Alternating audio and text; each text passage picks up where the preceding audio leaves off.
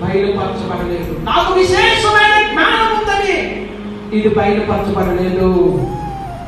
దేవుని నామానికి మహిమ కలుగును గాక.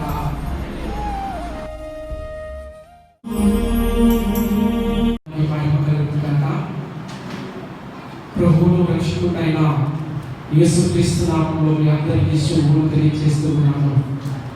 ఈ ఉదయకాల సమయంలో దేవుని స్తుతించి ఆరాధించి ఆయన కనపరిచే గొప్ప ధన్యత ప్రభు నాకు ఇచ్చినందుకు దేవుని వందనాలు చెల్లిస్తున్నాను. మంచిది పిల్లల దేవుని వాక్యాన్ని చదువుకునే వాక్య గ్రంథము దానియేలు గ్రంథము 5వ అధ్యాయము మొదటి నుంచి కొన్ని మాటలు మనం చదువుకుందాము. చదువుతారా?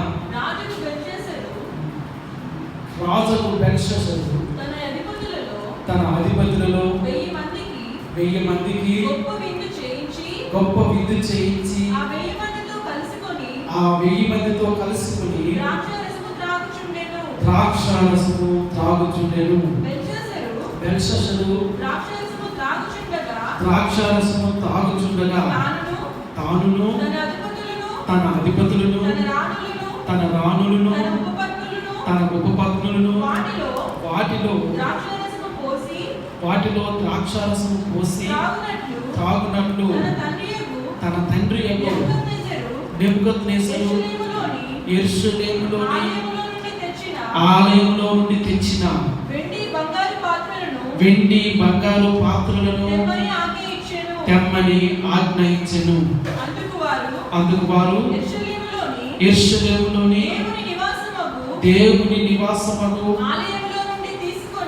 ఆలయంలో నుండి తీసుకున్న సువర్ణోపకరణములను తెచ్చి ఉంచగా రాజును అతని అధిపతులను అతని రాణులను అతని ఉపపత్నులను వాటిలో ద్రాక్షారసము పోసి త్రాగిరి. వారు బంగారు వెండి ఇత్తడి ఇనుము కర్ర రాయి అని వాటితో చేసిన దేవతలను స్తుతించుచు ద్రాక్షారసము త్రాగుచుండగా ఆ గడియలోనే మానవ హస్తపు వ్రేలు కలిగి దీపము దగ్గర రాజు యొక్క నగరు గోడ పూత మీద ఏదో ఒక వ్రాత రాయించున్నట్టుండేను. చాలండి, ప్రార్థన చేసుకుందాము. పరిశుద్ధుడైన తండ్రి, ప్రేమ కలిగిన ఆయన వందనాలు చెల్లిస్తున్నాను. మహాగణుడా, మహోన్నతుడా, సర్వశక్తిమంతుడా వందనాలు చెల్లిస్తూ స్తుతిస్తూ ఉన్నాను.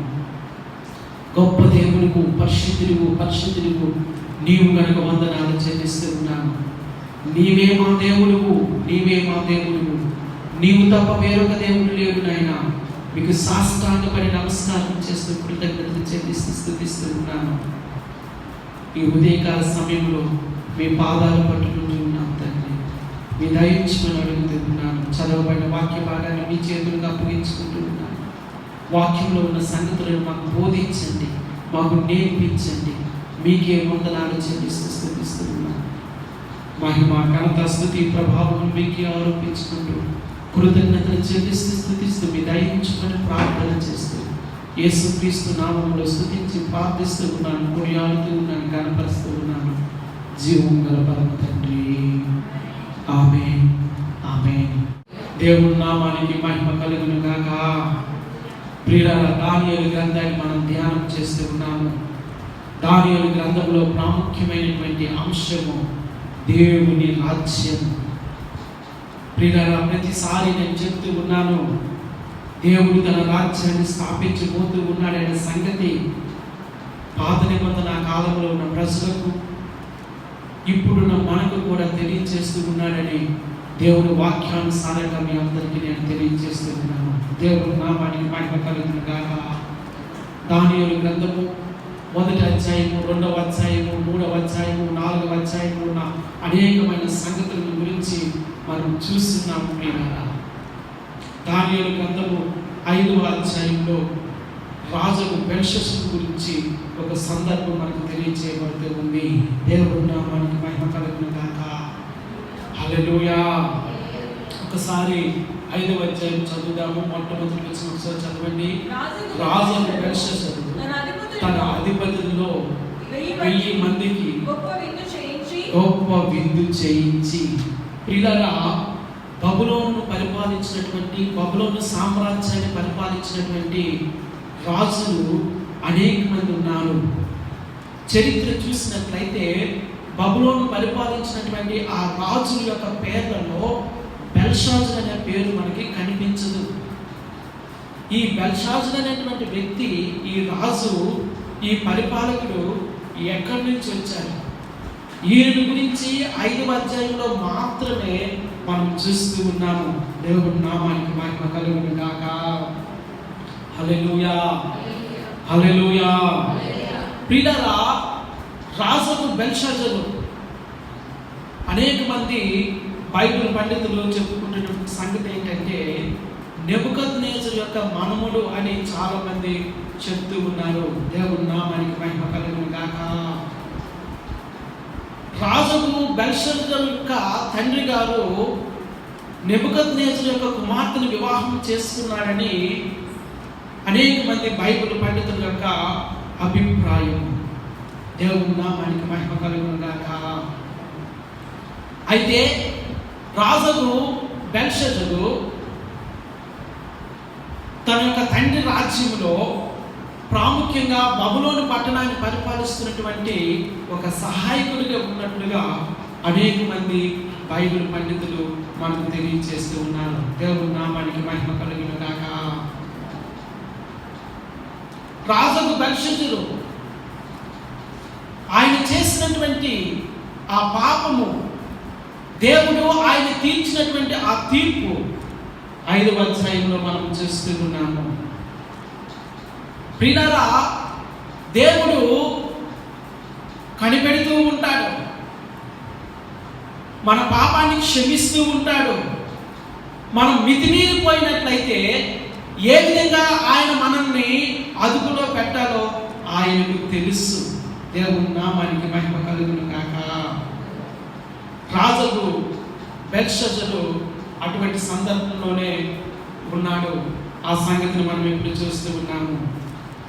రాజు తనకిష్టం వచ్చినట్లుగా ప్రవర్తిస్తూ ఉన్నాడు. తనకు అధికారం ఉంది కదా, తనకు రాజరికం ఉంది కదా, తనకు కావలసినవన్నీ ఉన్నాయి కదా అని చెప్పి తనకు ఇష్టం వచ్చినట్లుగా ప్రవర్తిస్తూ ఉన్నట్లుగా 5వ అధ్యాయంలో మనం చూస్తూ ఉన్నాము.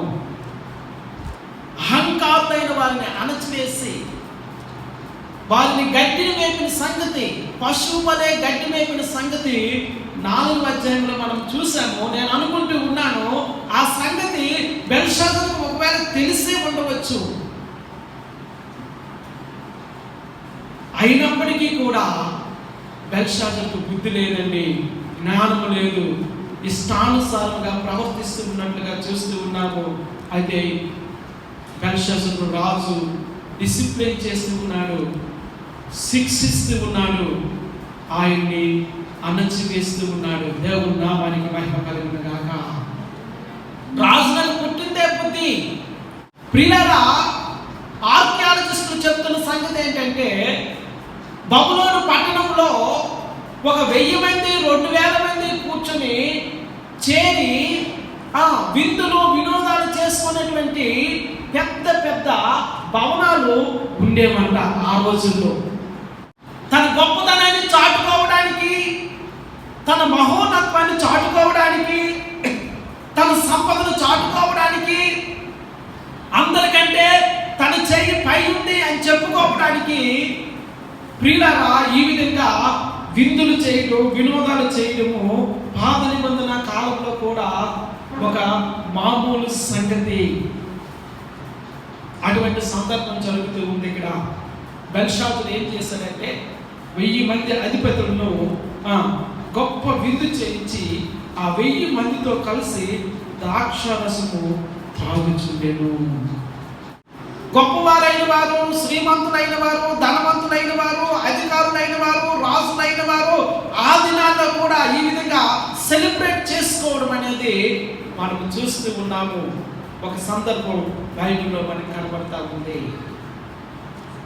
ప్రియులారా, ఇవి దుష్టుని యొక్క కార్యాలు. కనుక అటువంటి కార్యాలన్నింటినీ కూడా దేవుడు ఖండిస్తాడు. అటువంటి కార్యాలన్నింటినీ కూడా దేవుడు క్షమించడు, దేవుడు దండిస్తాడనే సందర్భము ఈ వాక్యంలో మనం చూస్తూ ఉన్నాము. చదువుదాము. 2వ వచనం చదవండి. బెల్షాజరు ద్రాక్షారసము తాగుచుండగా తానును తన అధిపతులను, తన రాణులను, తన ఉపపత్నులను వాటిలో ద్రాక్షారసము పోసి త్రాగునట్లు తన తండ్రి యొక్క నెబుకద్నెజరు యెరూషలేములోని ఆలయములో నుండి తెచ్చిన వెండి బంగారు పాత్రలను తెమ్మని ఆజ్ఞ ఇచ్చెను. చూస్తున్నారా, ఈయనకి ఎంత గురుడితనం ఉందో, ఎంతటి అజ్ఞానం ఉందో. ప్రియులారా, దేవుడు తన ప్రజలను, ఇశ్రాయేలును బబులోను రాజు చేతికి అప్పగించినప్పుడు బబులోను రాజు ఇశ్రాయేలును చెరగా కొనుక్కోవడం మాత్రమే కాకుండా మందిరంలో ఉన్నటువంటి ఆ ఉపకరణములన్నింటినీ తీసుకుని వచ్చినట్లుగా చరిత్రలో మనం చూస్తూ ఉన్నాము. అలాగే బైబిల్ గ్రంథంలో మనం చూస్తూ ఉన్నాము. అవి పరిశుద్ధమైనవి, దేవుని కొరకు ప్రతిష్ఠించబడినవి, దేవుని కొరకు ప్రత్యేకించబడినవి, దేవుని కొరకు పరిచర్య చేయడానికి, ఉపచారం చేయడానికి, మందిరంలో దేవునికి సేవ చేయడానికి ప్రత్యేకించి ప్రతిష్ఠించబడినటువంటి ఆ ఉపకరణములను నెబుకద్నెజరు తీసుకుని వచ్చి ట్రెజర్ హౌస్ లో ఉంచాడు. బెల్షాజరు ఇప్పుడు ఏం చేస్తూ ఉన్నాడంటే, గర్వము చేత, అజ్ఞానము చేత ట్రెజర్ హౌస్ లో ఉన్నటువంటి పరిశుద్ధ దేవుని ఉపకరణములను తీసుకుని రమ్మంటూ ఉన్నాడు. ప్రియులారా, ఇది ఎంతో శోచనీయమైనటువంటి విషయము, ఇది ఎంతో భయంకరమైనటువంటి విషయము. పరిశుద్ధముగా దేవుని కొరకు ప్రత్యేకించబడినటువంటి ఆ ఉపకరణములను తను విందు చేయడానికి, వినోదం చేసుకోవడానికి, సెలబ్రేట్ చేసుకోవడానికి, ఆనందించడానికి, సంతోషించడానికి, తన అధిపతులతోనూ, తన భార్యలతోనూ, తన రాణులతోనూ, తన ఉపపత్నులతోనూ వాటిని అపవిత్రం చేయడానికి బెల్షాజరు గ్రుడ్డిగా ప్రవర్తిస్తూ ఉన్నాడు. ప్రియులారా, దేవుడు తగిన శాస్తి, తగిన తీర్పు బెల్షాజరు పట్ల జరిగిస్తూ ఉన్నట్లుగా ఈ వాక్యంలో మనం చదువుతూ ఉన్నాము. దేవుడి నామానికి మహిమ కలుగును గాక. హల్లెలూయా. ఆజ్ఞాపించాడు, మీరు వెళ్ళి యెరూషలేమనే ఆ మందిరంలోంచి తీసుకుని వచ్చినటువంటి ఆ ఉపకరణములను తీసుకుని రండి. నేను, నా రాణులను, నా ఉపపత్నులను, అధిపతులను వాటిలో ద్రాక్షారసము పోసి మేము త్రాగులాగిన వాటిని మా మధ్యలోకి తీసుకుని రండి అన్నప్పుడు వాళ్ళని తీసుకుని వచ్చారు. ప్రియులారా, అది మహాభయంకరమైనటువంటి పాపము. పరిశుద్ధ దేవుడితో ఆటలాడుకోవడము. చాలా మంది ఈ దినాల్లో కూడా ప్రియులారా పరిశుద్ధ దేవుడితో ఆటలాడుతూ ఉన్నారు. అది ఎంత మాత్రము తగదని ప్రభు పేరట నేను మీకు తెలియజేస్తూ ఉన్నాను. ఆయన ఎన్నటన్నిటికీ పరిశుద్ధుడు, ఎన్నటన్నిటికీ దేవుడు, ఎన్నటన్నిటికీ ఆయనే దేవుడు. ప్రియులారా, ఆ పరిశుద్ధ దేవుడితో ఆటలాడవద్దని ప్రభు పేరట మీ అందరికీ నేను తెలియజేస్తూ ఉన్నాను. దేవుడి నామానికి మహిమ కలుగును గాక. హల్లెలూయా, హల్లెలూయా. ప్రియులారా, బెల్షాజరు పరిశుద్ధ దేవునితో ఆటలాడుతూ ఉన్నాడు. తనకు తెలియటంలే గర్వించి మదించి ఇష్టానుసారంగా ప్రవర్తిస్తూ ఉన్నాడు బెల్షాజరు. పరిశుద్ధ దేవుని యొక్క దేవాలయపు సన్నిధిలో నుంచి తెచ్చినటువంటి ఆ ఉపకరణములను తాను అపవిత్రమైన కార్యములు చేయటానికి, హేయమైన కార్యములు చేయటానికి ఉపయోగిస్తూ ఉన్నాడు బెల్షాజరు. దానికి తగిన మూల్యము చెల్లించుకోవలసి ఉన్నది. చదువుదాము, ఆ తర్వాత వచ్చిన చదవండి. అందుకు వారు యెరూషలేములోని దేవుని నివాసమగు ఆలయములో నుండి తీసుకున్న సువర్ణోపకరణములను తెచ్చియుంచగా రాజును, అతని అధిపతులను, అతని రాణులను, అతని ఉపపత్నులను వాటిలో ద్రాక్షారసము పోసి త్రాగిరి. ఎంత హేయమైన కార్యమండి! పరిశుద్ధ దేవునికి చెందాల్సినటువంటి ఆ ఉపకరణాల సేవ వీరు అపవిత్రం చేయడానికి, ద్రాక్ష రసముతో, మత్తు పానీయాలతో అపవిత్రం చేయడానికి వారిని తీసుకుని రావడం అనేది హేయమైనటువంటి సంగతి. 4వ వచనం చదువుదాము. వారు బంగారు, వెండి, ఇత్తడి, ఇనుము, కర్ర, రాయి అని వాటితో చేసిన దేవతలను స్తుతించుచు ద్రాక్షారసము త్రాగుచూ నుండిరి. ఇంకా ఏమైనా కార్యం ఏంటంటే, పరిశుద్ధ దేవుని మందిరములో ఉన్నటువంటి ఆ పరిశుద్ధంగా ప్రతిష్ఠించబడిన పాత్రలను తీసుకుని వచ్చి అపవిత్రం చేయడం మాత్రమే కాకుండా వారు త్రాగుచు, ప్రియులారా, కర్ర, వెండి, బంగారము, ఇత్తడి, చేతి పనితో చేసినటువంటి ఆ విగ్రహాలను స్తుతిస్తూ వాటిని కనపరుస్తూ ఉన్నాడు. ప్రియులారా, నిన్నటి దినాన్ని మనం చెప్పుకున్నాము సాయంకాలం ప్రార్థనలో. దేవుడు దేనినైనా సహిస్తాడేమో, కానీ తన మహిమను, తన ఘనతను మరొకరికి ఇస్తే ఆయన సహించడు. ప్రియులారా, దేవుని నామానికి మహిమ కలుగును గాక. నేను ఆరాధిస్తున్న దేవుడు రోషము కలిగిన దేవుడు. ఆయన తనకు చెందాల్సినటువంటి మహిమ, తనకు చెందాల్సినటువంటి ఘనత, తనకు చెందాల్సినటువంటి ఆ ప్రభావము మరొక దేవతకు, మరొక దేవునికి, చేతితో చేయబడిన విగ్రహాలకు ఆయన ఇవ్వడు. పాత నిబంధన కాలంలో దేవుడు అసహించుకున్న సంగతి విగ్రహారాధన. ప్రియులారా, ఒక కర్రను తెచ్చి దాన్ని చెక్కి ఒక బొమ్మగా పూజించి దేవుడని చెప్తే దేవునికి ఎంత బాధ ఉంటుంది. ఒక రాయిని తెచ్చి దాన్ని చెక్కి ఇదే మా దేవుడు అంటే దేవుడికి ఎంత బాధ ఉంటుంది. ఒక విగ్రహాన్ని తెచ్చి పోత పోసి, ప్రియులారా, ఇది నా దేవుడు అని చెప్పుకున్నట్లయితే సర్వ సృష్టికర్త అయిన దేవుడికి ఎంత బాధ ఉంటుంది. సృష్టించినటువంటి దేవుడికి ఎంత బాధ ఉంటుంది. దేవుని నామానికి మహిమ కలుగును గాక. తనకు చెందవలసినటువంటి ఆ మహిమ, తనకు చెందవలసినటువంటి ఆ ఘనత, తనకు చెందవలసినటువంటి ఆ స్తుతి, ఆరాధన ఇదిగో వేరొకరికి ఇచ్చినట్లయితే దేవుడు ఆ విషయంలో రాజీ పడడు. ప్రియులారా, బెల్షాజరు దేవుని యొక్క ఉపకరణములను అపవిత్రపరచడం మాత్రమే కాకుండా, ప్రియులారా, కర్ర, బంగారము, వెండి, ఇత్తడితో చేసినటువంటి ఆ దేవతలను కూడా వారు త్రాగుతూ స్తుతిస్తూ ఉన్నారంట. దేవునికి అది ఇష్టమైన కార్యం కాదు. దేవుని నామానికి మహిమ కలుగును గాక. ఒకసారి గట్టిగా హల్లెలూయా చెప్తామా? హల్లెలూయా, హల్లెలూయా. ప్రియులారా, నిన్నటి దినాన్ని మనం ధ్యానం చేసుకున్నాము. అపోస్తలుల కార్యములు 17వ అధ్యాయంలో 16వ వచనం, పౌలు ఏథెన్సులో వారి కొరకు కనిపెట్టుకొని ఉండగా ఆ పట్టణము విగ్రహములతో నిండి ఉండుట చూచినందున చూచినందున అతని ఆత్మ పరితాపం పట్టలేకపోయింది, చలించిపోయాడండి. మనం చూసాం నిన్నటి దినాన ఏథెన్స్ పట్టణానికి వచ్చాడు. ఏథెన్స్ పట్టణం అనేది విగ్రహాలతో నిండిపోయినటువంటి పట్టణం. It's a religious centre.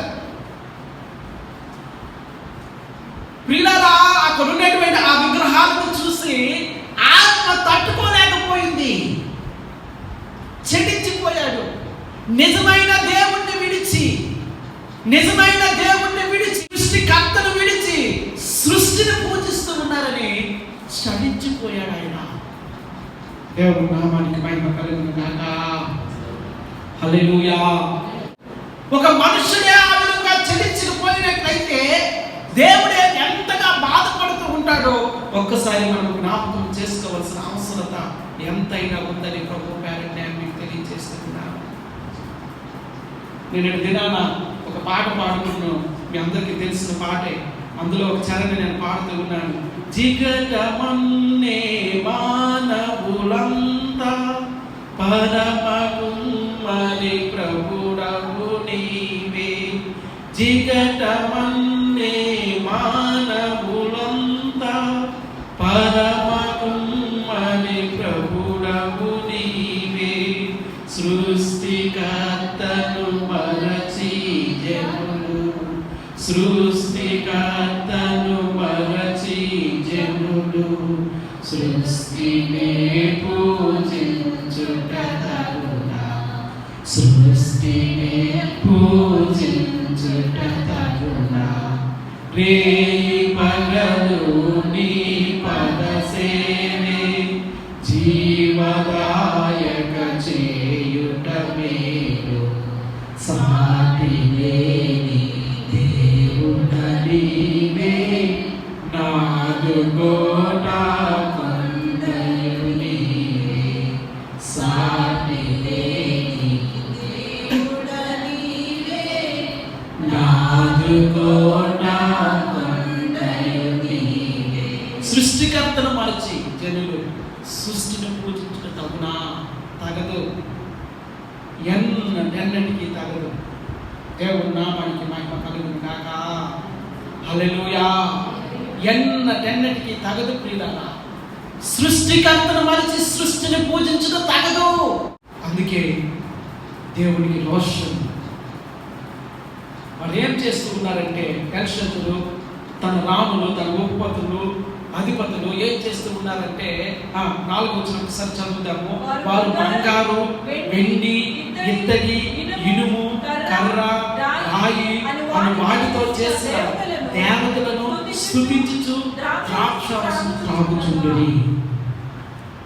దేవుని వస్తువులను అపవిత్రపరచడం మాత్రమే కాకుండా, దేవుని ఉపకరణములను అపవిత్రపరచడం మాత్రమే కాకుండా, ప్రియులారా, బెల్షస్సరు బంగారు, వెండి, ఇత్తడి, ఇనుము, కర్ర, రాయి చేతితో చేసినటువంటి ఆ దేవతలకు వారు స్తుతిస్తూ ఉన్నారు. దేవుని కోపము, దేవుని యొక్క ఉగ్రత, దేవుని యొక్క తీర్పు రాజు మీదకి వచ్చింది. దేవుని నామానికి మహిమ కలుగును గాక. 5వ వచనం చదువుతాము. ఆ గడియలోనే మానవ హస్తము వేళ్ళు కనబడి దీపము దగ్గర రాజు యొక్క నగరు గోడ పూత మీద ఏదో ఒక వ్రాత వ్రాయించున్నట్టుండెను. దేవుని నామానికి మహిమ కలుగును గాక. హల్లెలూయా. దేవుని ఎదుట నువ్వు దాక్కోగలవా? దేవుని ఎదుట నువ్వు దాక్కోగలవా? దేవుని కొరకు ప్రతిష్ఠించిన ఆ పాత్రను అపవిత్రపరచడం మాత్రమే కాకుండా, దేవునికి చెందాల్సినటువంటి ఆ మహిమను, ఘనతను, స్తుతిని విగ్రహాలకు నువ్వు ఇస్తే దేవుడు ఊరుకుంటాడా? దేవుడు రాత రాస్తూ ఉన్నాడు. దేవుడు తీర్పు తీరుస్తూ ఉన్నాడు. తన ఉగ్రతను చూపెడుతూ ఉన్నాడు. నువ్వు ఎంత గనుడివైనా ఎక్కువ లేదు, ఎంత గొప్పవాడివైనా ఎక్కువ లేదు, ఎంత జ్ఞానివైనా ఎక్కువ లేదు, నువ్వు సామాన్యుడివైనా ఎక్కువ లేదు. దేవునికి వ్యతిరేకంగా ఉండినట్లయితే, దేవునికి వ్యతిరేకంగా నడిచినట్లయితే, దేవునికి వ్యతిరేకంగా జీవించినట్లయితే, ఆయనకు చెందాల్సినటువంటి ఘనతను మహిమను వేరొకరికి నువ్వు ఆపాదించినట్లయితే నీ రాత రాస్తాడు దేవుడు. దేవుడు నామానికి మహిమ కలుగును గాక. హల్లెలూయా. ఆయన చూస్తూ ఉంటుండగా గోడ మీద ఒక హస్తము, ఒక మానవ హస్తము ఒక సంగతి రాస్తూ ఉంది. దేవుడు నామానికి మహిమ కలుగును గాక. నువ్వు చేస్తున్న ప్రతి పనిని దేవుడు అలా చూస్తూ ఊరుకోడు. నీ జీవితాన్ని బట్టి లెక్క అప్పగించాల్సిన ఒక దినం వస్తూ ఉంటుంది. నువ్వు ఎంత గనుడివైనా, రాజువైనా, రెడ్డివైనా, నువ్వు ఏదైనప్పటికీ కూడా ప్రియులారా, ఒకానొక దినాన నువ్వు చేసిన ప్రతి పనికి దేవునికి లెక్క అప్పగించవలసి ఉన్నది. బెల్షస్సరు దేవునికి లెక్క అప్పగించాల్సిన సమయం వచ్చింది. దేవుడు ఆ గోడ మీద రాస్తూ ఉన్నాడు. దేవుడు నామానికి మహిమ కలుగును గాక. ఆ వ్రాత చూసినప్పుడు రాజు మిక్కిలి భయపడిపోయాడు. 6వ వచనం ఒకసారి చదువుదాం. చదవండి 6వ వచనాన్ని. రాజు హస్తము వ్రాయిని చూడగా ఆయన ముఖము వికారమాయెను. ఆయన మనస్సునందు కలవరపడగా ఆయన నడుము కీళ్లు వదిలి మోకాలు గడగడ వణుకుచు కొట్టుకొనిచుండెను. దేవుడు నామానికి మహిమ కలుగును గాక. ఎంత నీ బ్రతుకెంత, నీ జీవితం ఎంత, నీకున్నటువంటి పేరు ప్రతిష్టలు ఎంత, నీకున్నటువంటి అధికారం ఎంత, నీకున్నటువంటి ఘనత ఎంత, నీకున్నటువంటి రాజ్యం ఎంత, నీకున్నటువంటి ఆస్తి సంపద ఎంత, దేవుని ఎదుట అవి లెక్కకు రావు సుమా. ఈ లోకానుసారముగా నువ్వు గొప్పవాడివో, గనుడివో, లేకపోతే జ్ఞానిగో, మరొక విధంగా అందరికంటే పై చేయి సాధించిన వ్యక్తిగా నువ్వు ఉండగలవేమో. కానీ దేవుడు ఒకవేళ రాత రాస్తే, దేవుడు ఒకవేళ తీర్పు తీస్తే, దేవుడు ఒకవేళ ఇదిగో నిన్ను చూసి నీ కార్యాన్ని బట్టి నీకు తీర్పు తీర్చినట్లయితే ఆయన ముందు నిలువబడలేను. దేవుడు నామానికి మహిమ కలుగును గాక. ఎవరైనా దేశ నాయకులే కావచ్చు, గొప్పవారే కావచ్చు, గనులే కావచ్చు, జ్ఞానులే కావచ్చు, శాస్త్రవేత్తలే కావచ్చు, పండితులే కావచ్చు, ఎవరైనా ఇదిగో ఆయనకు వ్యతిరేకంగా జీవిస్తూ, ఆయన నామానికి అవమానంగా జీవిస్తూ, ఆయనకు కాక వేరొకరికి ఆ ఘనతను నువ్వు ఆపాదించినట్లయితే ఆయన తీర్పు తీరుస్తాడు.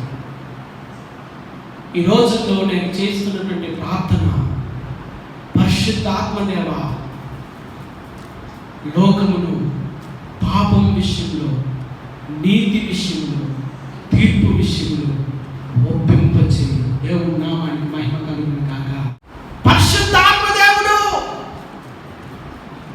లోకమును పాపం విషయంలో, నీతి విషయంలో, తీర్పు విషయంలో ఒప్పింపు చేయాలన్నది నా ప్రార్థన. ఆయన ఒప్పింప చేస్తూ ఉంటుండగా ఆయన పాదాలు పట్టుకొని ఆయన శరణ వేడాలని ప్రభు పేర మీ అందరికీ నేను తెలియజేస్తూ ఉన్నాను.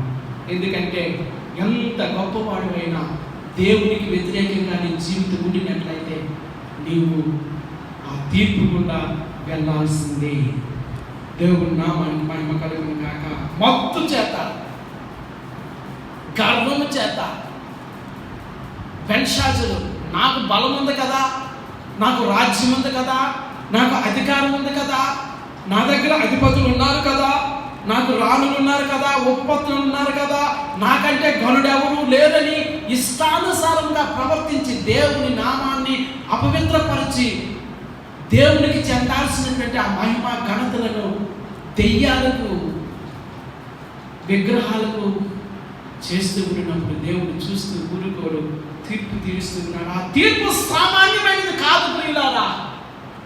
ఎంత భయంకరమైనదంటే ఆ గోడ మీద ఒక చేయి రాస్తూ ఉంది ఒక రాత. ఆ రాతను చూసినప్పుడు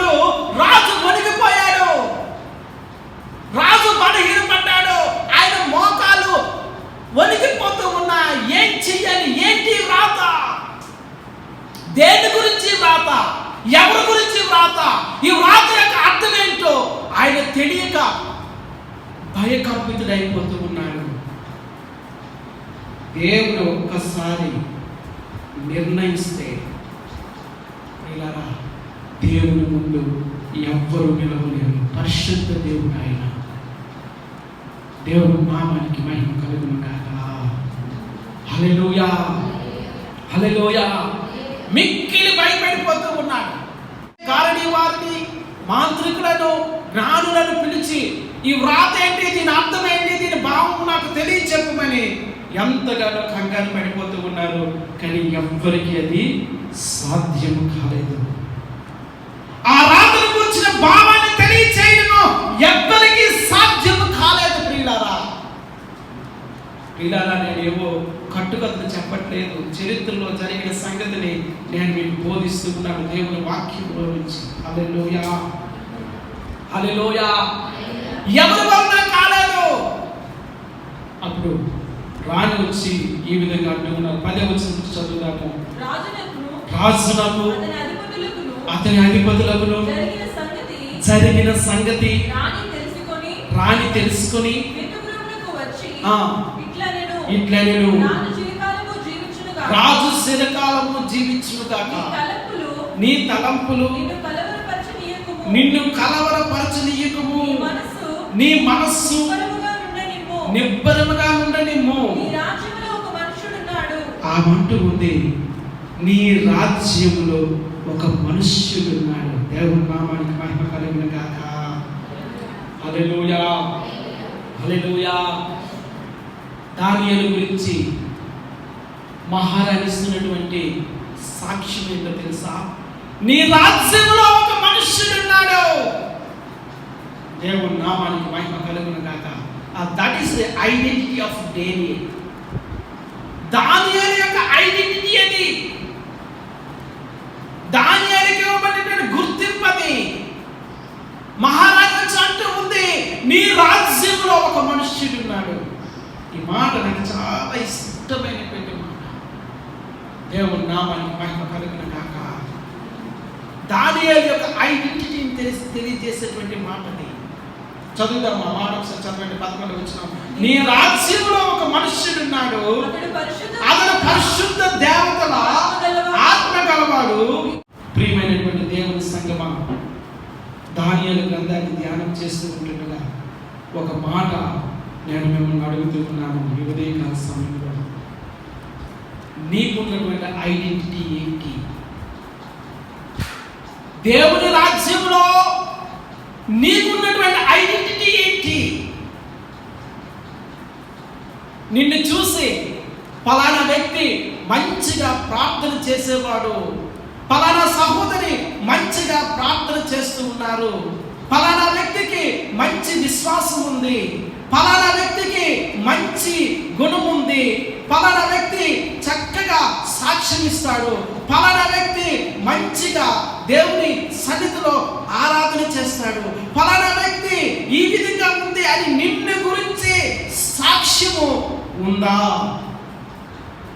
దానియేలు గురించి ఒక సాక్ష్యం ఉంది. అదేంటంటే నీ రాజ్యములో ఒక మనుష్యుడు ఉన్నాడు, ఆయన పరిశుద్ధ దేవతల ఆత్మ కలిగిన వాడు. దేవుని నామానికి మహిమ కలుగును గాక.